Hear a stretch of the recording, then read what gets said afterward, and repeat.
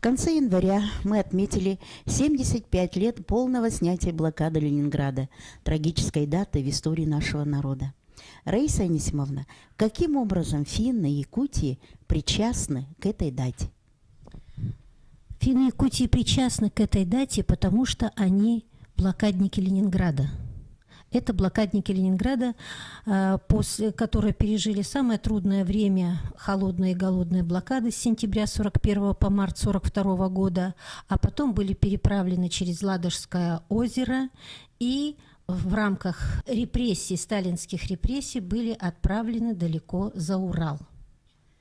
Так, ну сейчас вот дети этих репрессированных, которые вместе с родителями прибыли в Якутию, они являются блокадниками Ленинграда. Да, совершенно верно. Сейчас уже в живых остались только те люди, которые были вывезены из блокадного Ленинграда и его пригородов совсем маленькими детьми. Прибыли во время войны, в Якутии тоже было это очень сложное время. И как они выживали вот в нашем северном климате, что они об этом говорят? У нас есть сборник воспоминаний блокадников Ленинграда. Это те, кто вот дети блокады и потомки блокадников Ленинграда. И вот все они, была такая необходимость, видимо, высказаться, но все они говорят о том, что красной нитью проходит, что финны бы не выжили, если бы не душевное такое отношение якутского народа к ним. Именно они, независимо от того, на запреты, помогали и одеждой, и едой, помогали приспособиться к суровым условиям жизни севера, по которым они были совершенно не приспособлены, помогли выжить и выстоять вот в то очень суровое время для них. А в каких улусах они жили? Надо сказать, что с июня по сентябрь 1942 года в Якутию прибыло в Республику финнов 3694 человека. И большая часть их была в Булунском районе. Где-то более 50%, в Устьянском где-то 20%, в Алекминском меньше, в Ленском, в Кобяйском, в Орджоникидзевском, в Жиганском. Тогда были финны-переселенцы, но и под спецпереселение попали и литовцы, эстонцы, немцы. В то время они, конечно, выдержали нечеловеческие испытания, такую тяжелую дорогу, тяготы трудового фронта, и во всем этом, конечно, помог им якутский народ. Ну и ваша общественная организация «Финское культурное общество» объединяет всех финнов, да, которые живут в республике. Да. Сейчас вот сколько финнов живет? Сколько у вас в общественной организации людей? Ну, в основном у нас, конечно, из блокадников мало. Это в Якутии, в Якутске их 12. По республике их гораздо больше. Наше финское общество насчитывает около 40 человек. Ну, это с потомками, конечно. И сейчас ведется работа по привлечению в наше общество финнов, которые проживают по всей республике. Ну и какие вот мероприятия проводятся вот для объединения финнов в Якутии? Ну вот как бы основными направлениями, да, у нас является это, конечно, увековечивание памяти жертв политических репрессий, установление контактов и поддержка связи с органами власти, поисковая работа, создание информационного банка данных, защита прав и законных интересов граждан, которые являются членами нашего общества, потому что многие из них до сих пор не реабилитированы. И мы работаем вот под таким как бы девизом, чтобы историю было невозможно переписать, ее нужно сохранить. Поэтому мы занимаемся вот еще и изданием воспоминаний. Ну, вы в какой-то вот передаче рассказывали, что они хотя были реабилитированы, но они не могли возвратиться на свою родину, как-то вот какие-то вот эти препоны были. Да, это было такое. Было несколько постановлений о реабилитации репрессированных, и отдельно было постановление о реабилитации репрессированных финнов. Когда после смерти Сталина Это было в 1953 году. Все ограничения были сняты с ингерманландских финнов, но они, значит, вообще вот получили юридические документы только в 1992-1993 году, более, то есть 50 лет. А когда сразу в 50-х годах они возвращались, то было вот такое как бы негласное такое распоряжение, что они в свои дома они не могли вернуться и поселялись в Карелии, в других местах, но не в местах исконного проживания финнов в Ленинградской области. У основного числа финнов Якутия стала второй родиной, да? Они остались, они стали работать, завели семьи. Вот о ком-нибудь вы можете рассказать вот истории вот интересные? Таких историй очень много, потому что в основном, когда люди ждали победы, работали, честно работали, они не понимали, за что их сняли со своих родных мест. И молодость, конечно, брала свое, и в большинстве своем возникали межнациональные браки. И люди оставались здесь навсегда. Это родина, конечно, Якутия – это родина. И потомки – это в основном дети межнациональных семей. Очень интересный момент. У нас, вот я сказала, что мы занимаемся реабилитацией, документацией. Я бы хотела сказать о семье Потаповой. Мария Петровна Потапова, она получила знак «Житель блокадного Ленинграда», который имеется у всех наших ветеранов. Уже имелось, ага. Она получила только в каком году? Она получила и признана пострадавшей от политических репрессий только в 2017 году. Ну, Надо почему сказать, это как происходило? Потому что она также была, значит, во времена сталинских репрессий сослана на север Якутии. Она была маленькой девочкой. Совсем была маленькой девочкой, и звали ее Мария, и фамилия была Харанин. Но когда она осталась одна, после многих тут перипетий, значит, она осталась одна, потеряла всех родных и была удочерена в семье, в якутской семье фронтовика Петра Михайловича и Ирины Петровны Ефимовой. Ирина Петровна была ее учителем. И после того вот Мария Петровна ее взяла из Деревнякского детского дома. И, в общем, они, заботясь о безопасности ее, записали в свидетельстве о рождении отец Петр Михайлович Ефимов, а мама Ирина Петровна Ефимова. Ну и как вот доказывалось, что она все-таки была репрессированной финкой? Как доказывали? И вот 2 года мы работали над этим. Были запросы в архивы детских домов, в архивы Республики Саха-Якутия, архивный комитет правительства Санкт-Петербурга, МВД Республики Саха-Якутия и так далее.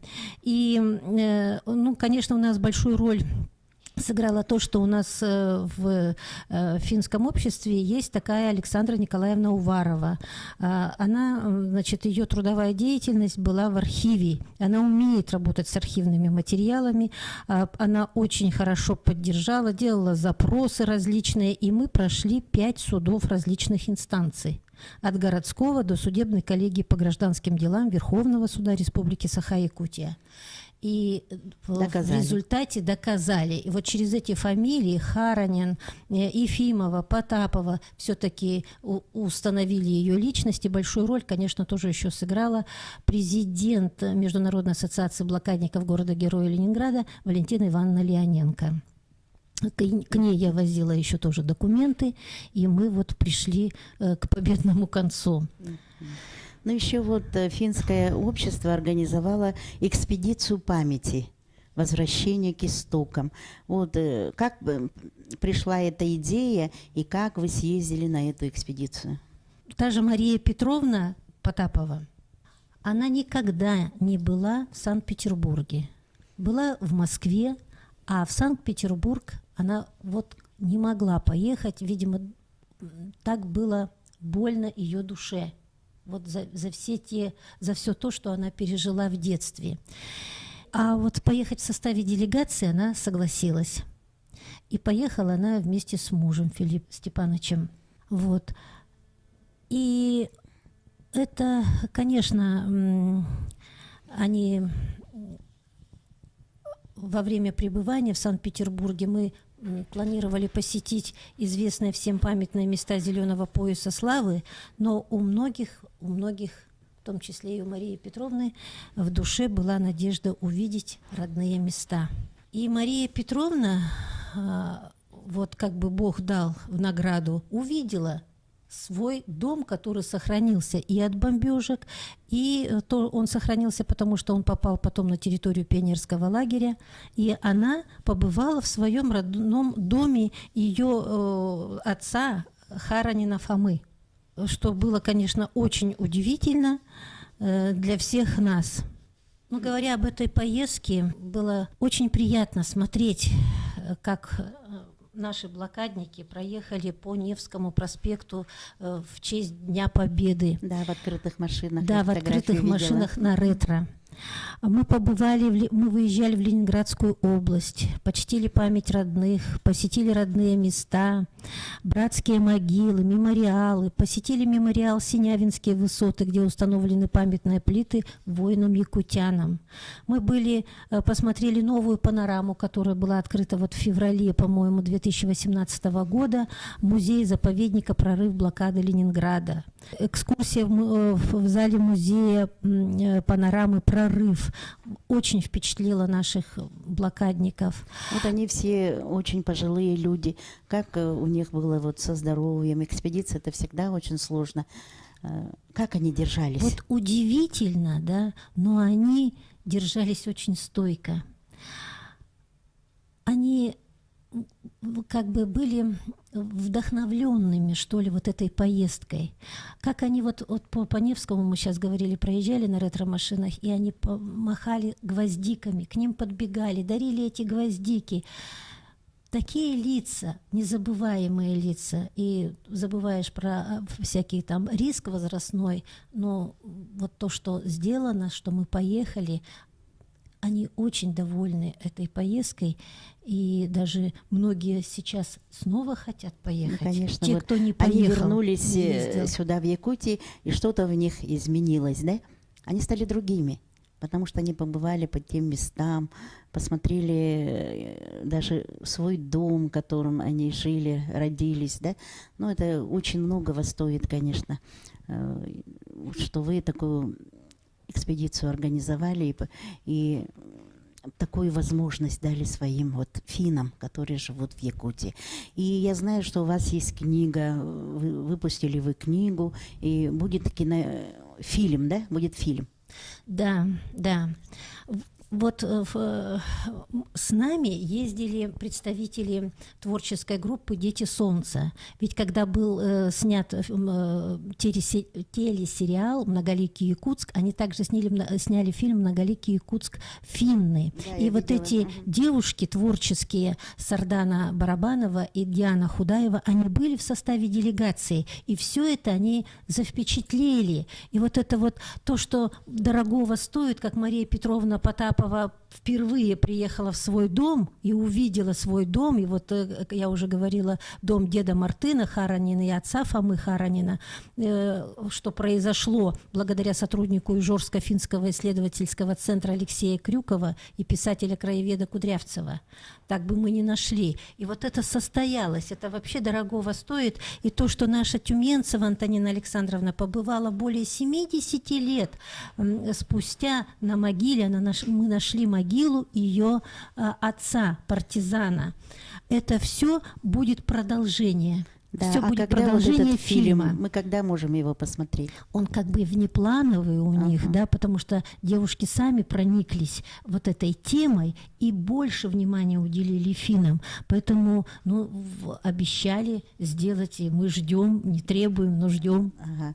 Но мы надеемся очень скоро посмотреть вот этот фильм о финнах, которые побывали на своей исторической родине.